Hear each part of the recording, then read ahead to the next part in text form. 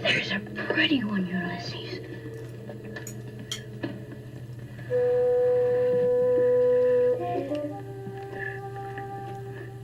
There it is. Hello BookTube, I'm Sean the Book Maniac. Welcome back to my channel. I am so happy and feeling a sense of accomplishment today because I actually have some books to tell you about that I finished. 4, in fact. So let's get right to it. No bails. I did put that History of India into my on hold, in other words, move it in there and forget about it folder.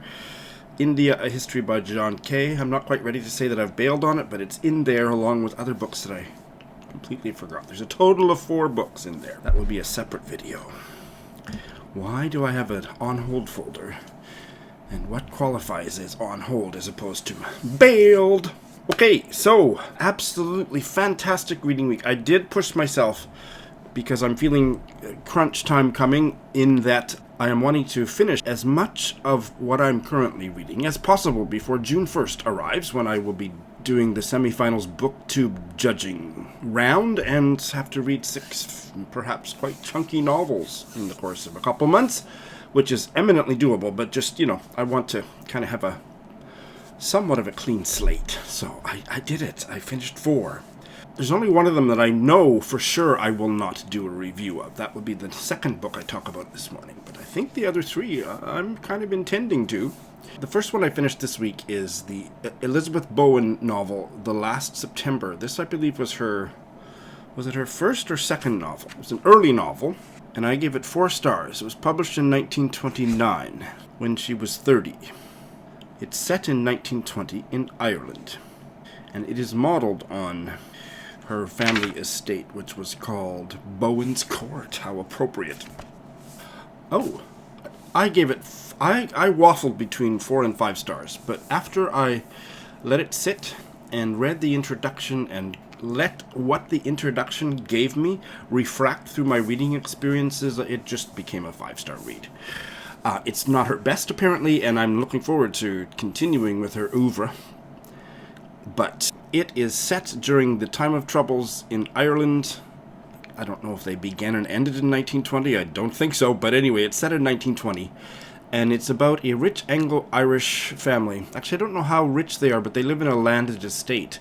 I know that by this time, the Anglo-Irish were kind of poverty-stricken, but they didn't seem poverty-stricken, but they were certainly part of the landed gentry. Is that the right word? I need to do some historical research before I film my review.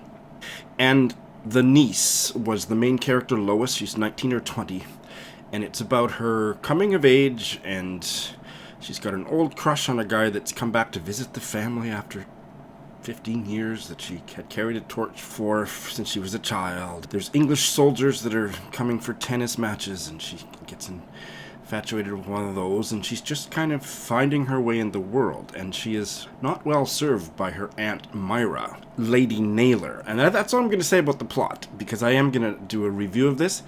The writing is just gorgeous.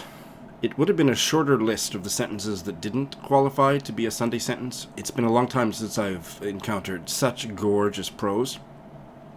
It didn't necessarily hang together as a novel, but enough of it did, and I was transported by the writing. This is one of those rare instances where I would have benefited from reading the introduction before the novel. I almost never read the introductions, and certainly never read them before. This one gave me some more information that helped me ground what I had just read in Bowen's life, and also the historical facts that I didn't know. I loved it. Stay tuned for my review, and I can't wait to read more Elizabeth Bowen. I have also finished Regeneration by Pat Barker, the first novel in the Regeneration trilogy. This was a buddy read with Heidi of My Reading Life, and I enjoyed it very much. By the end, I didn't love it, but I really liked it, so 4 stars. I'm so glad I finally read it. I won't do a separate review of this one.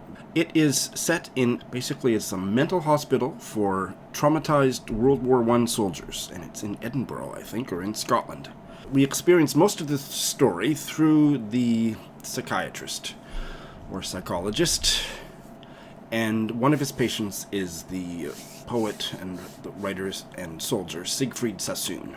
Just fascinating. The stuff that I read and learned about trauma and the experiences of these soldiers. My grandfather fought in the First World War. Very much of a personal interest in all of this. It was mind-blowingly well structured and told. What was a bit disappointing for me was that because so much of the story was being narrated through this rather dispassionate, stuck-up-in-his-head intellectual psychologist, also modeled on a real person, somebody Rivers, it didn't grab me viscerally the way that I was expecting it to. I wanted to be punched in the gut by the novel, and that didn't happen. But it's still really, really great. I think I'm going to read the second one. I hear the second one's not very good, and the third one is maybe the best. But I haven't decided. I don't need to decide. I'm glad that I finally read Regeneration. And the biggest surprise of the week was that this little collection of short stories from Korea, A Man by Hwang Soon-won, part of this portable library of Korean literature. I mentioned it last time, and these were excellent. The translation was excellent. I want to do a deep dive on who these translators were and get the whole series of these. I don't know if the translators should mention them since I'm extolling their virtues. Bruce and Ju Chan Fulton. This was published in English, 2003. Not that long ago. I mean, for somebody of my age, it's not that long ago. And they were based at the UBC in Vancouver, so I don't know if they're still around. This was a sumptuous translation, and the stories were extremely well crafted. I will be filming a review and looking for more by Hwang Soon-won. And I'm going to have to take a deep breath before I start talking about this one that I just finished about 25 minutes ago. When did I start it? Let's find out. How long was I reading this one? I started it on February 9th. This is May 15th, so that's, I don't know how many months that is, but that's a lot of time, and I wish I could have drawn it out for longer because I'm just devastated that this novel has ended. Thanks again to Greg of Supposedly Fun for putting it on my radar. The Plague of Doves by Louise Erdrich. I absolutely loved it. It's definitely going to be one of my top reads of the year. I'm going to be doing a full review if I can find some words. I don't remember ever reading a book that was fascinating in quite this way and fulfilling in this particular way. I immediately wanted to. I right now am itching to start the whole book over again. I loved it so much. So, stay tuned for my review. I'm going to be making a bunch of reviews this week, apparently. I have also started one. I told you last week that I was going to start The World Without Us by Alan Weisman. That is a nonfiction book that's nature-related for Springathon, in which he envisions what will happen to the Earth when the human race disappears from it. It's absolutely fascinating. At least the first couple chapters where I'm now down in the weeds, going back into the paleontological past.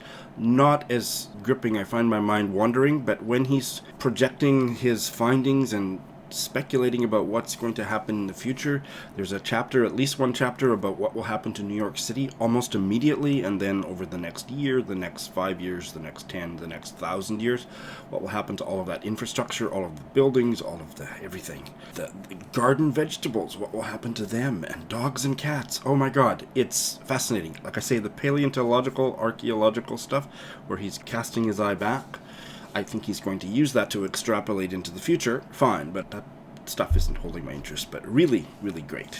So yeah, I've had a fabulous reading week. I don't know if my good friend Lindy, who lives in Edmonton, Alberta, Canada, appreciates me quoting her all the time. She might stop leaving me Voxer messages if I don't stop quoting her, but I'm not betraying any confidences when I tell you that she said, Sean, you're reading 18 books and you wanted to be finished all or most of them by the end of the month? My advice to you is don't start anything new. To which I say, Lindy, come on, you know me better than that. So I have 2 buddy reads starting this week. So I finished 4, I'm going to be starting 2, and at least 2. What are they? One is my second novel ever by the British novelist of the maybe 20s and 30s, something like that, Rachel Ferguson. Evan Field. This is in these attractive furrowed middle-brow imprints from Dean Street Press, and this will be a buddy read with my other wonderful friend from Alberta, Leah, who are starting today, actually. I'll be checking in next Tuesday on the first 90 pages. When I hauled this, I read the opening, and it made me want to start reading immediately. I don't remember why. I don't remember what it was about the house. I think Evanfield is the name of the house, and my Friday reads is short because I'm being uncharacteristically concise in my comments here, so let me read it to you again. This novel was published originally in 1942, and the Dean Street Press edition is 2016. Of all of us Morants, I was to be the one who fell in love with our house, lived with it, was separated from it, reunited to it, and finally parted from it by mutual consent. There was no legal separation, let alone a public divorce. We just discovered mutual incompatibility, and it was, I see now, my fault from beginning to end. Certainly the house, as my senior by over 50 years, should have had sense for the two of us. On the other hand, I, as the woman in the case, was the mental senior by probably as many years more as women so persistently are, where wisdom is in question. And my affair with Evanfield was a boy and girl one, a childhood affection that should have turned out well since we knew the best and the worst of each other by the time that matters reached their climax. That introductory paragraph, I just love it. But I will finally get to read the second paragraph and following starting later today. And also today I will be starting my first ever buddy read with Hannah of Hannah's Books. And it will be my second novel by the African-American novelist Gloria Naylor, Mama Day.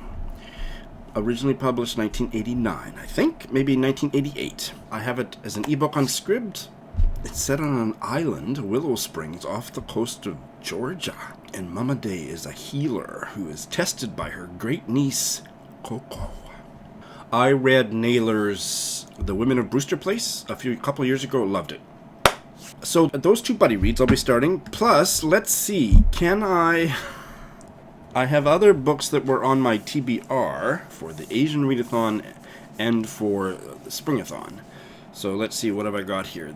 Definitely I will get to this. Maybe this week, the Yuko Tsushima story of dogs, and the font is so weird that I think I read it as whales, and then later in the same video I called it walls, and I now finally looked at the other page, it's Walls, translated from the Japanese by Geraldine Harcourt. Of Dogs and Walls, just a single bound little penguin modern thingy, and I love Yuko Tsushima. I will get to this, probably this week. Well, I heard some books fall the other day, and I just got down on my hands and knees to find them, and I didn't find the one I was looking for. It's in the apartment somewhere, but there was one more little one for Springathon. The French, I think it's a novella, The Beauty of the Death Cap by Catherine Dostessier-Coz, translated from the French by Tina Cover. I don't know if that's a Sean book, but I may get to that. Not a high priority, actually. It's kind of always get to it later. The other one I might start, I'm not sure which of these is shorter. That will be the deciding factor.